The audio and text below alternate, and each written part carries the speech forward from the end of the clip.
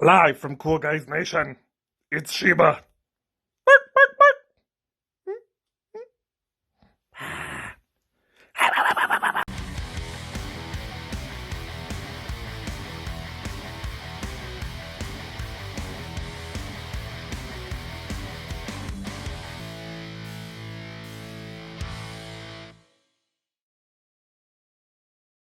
Hey everybody, it's Josh with Cool Guys Nation.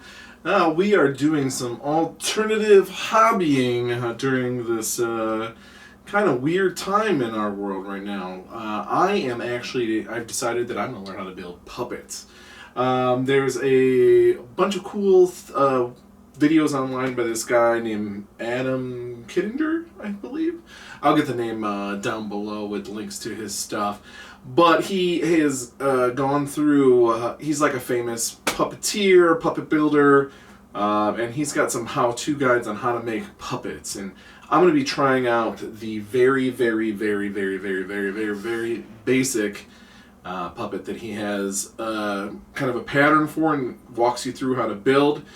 Because I don't know how to sew, I don't know how to make anything with cloth, so this is going to be a real learning process for me.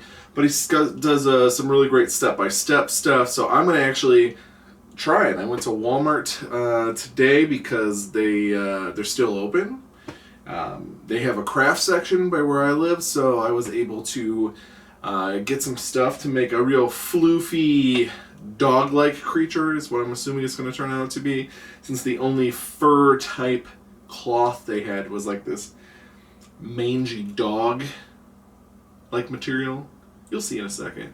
All in all, with all the stuff, like I literally had to buy the basics, like thread, needles, pins. I needed the fabric shears, lots of thread. I had to buy a glue gun because all the glue guns are at the studio. So like I had to buy everything, and it cost $25 for what I spent. I think that the stuff for them to make the puppets maybe like $10 of all that, $15 just to kind of get in the door. Actually, probably less to make the puppet, probably like $8 or less. So we'll see. I'm gonna go through step by step, and you'll get to see how bad I do. To be perfectly clear, it's Adam Kreutinger.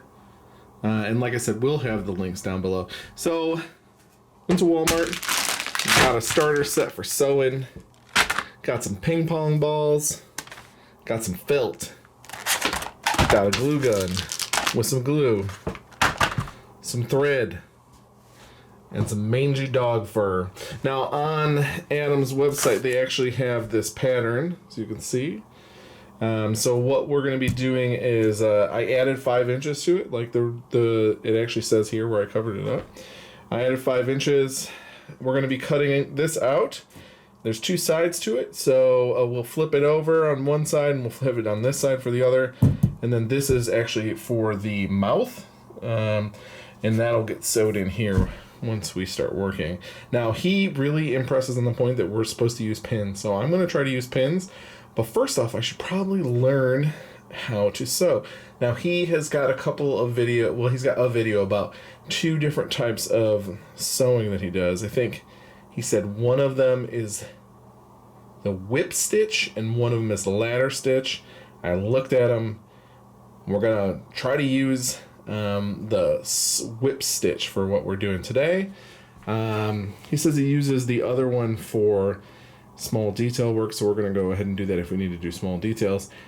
But I'm going to go brush up on it before we get started here, and I'll be right back. First step, cutting this out. We'll be back in a second with this all nicely cut out as well as I can cut out a pattern. These are cut. Now, kind of draw it on the back of this. So I'm going to draw it once this way, once that way. Hey, my patterns are done. I don't know how good they are. I really hope this works. I've got to use a razor blade or an X-Acto to get these out. I'm supposed to scrape it from this side. We'll see how it works. The floofy bits are cut. Now comes pinning, I guess? So I guess I pinned it. This side looks kind of nice. This side looks dangerous. There's a lot of spiky stuff. I think the blue's supposed to come down there. But I gotta start stitching it now. So, okay, so I stitched up this side. We are not 100% flush up here. Might be because of this fur, but it doesn't look too bad. One side done. Let's go on the long side, I guess. This will be fun. First sign of trouble. I got it all stitched up, but look at that. What is this? What is this? Ah!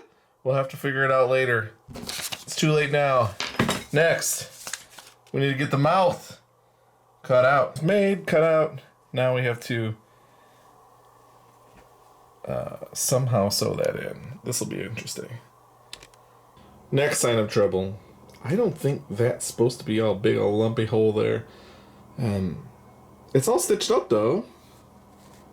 I think I did a pretty good job for my first time sewing. I guess. Hasn't fallen apart. I have to cut some mouth discs for this section right here. I don't know what I'm going to use. I'm going to find some sort of plastic. I'm sure I've got some plastic card or something here I'll use. Ziploc top, I guess it is. What I do is hot glue these pieces into the mouth. Okay.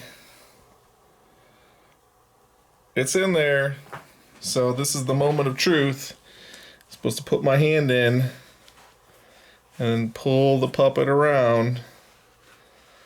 Let's see how it did. This is actually kind of hard to do with my big fat hand.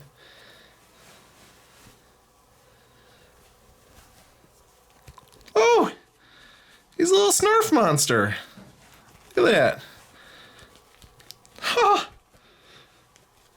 He's so cute. Oh, he needs a haircut. Oh, it looks great.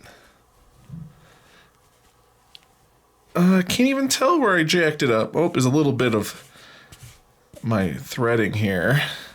Maybe I'll get a Sharpie to kind of cover that up. Oh my gosh, he looks so cool. All right, we'll get back to with more stuff in a little bit.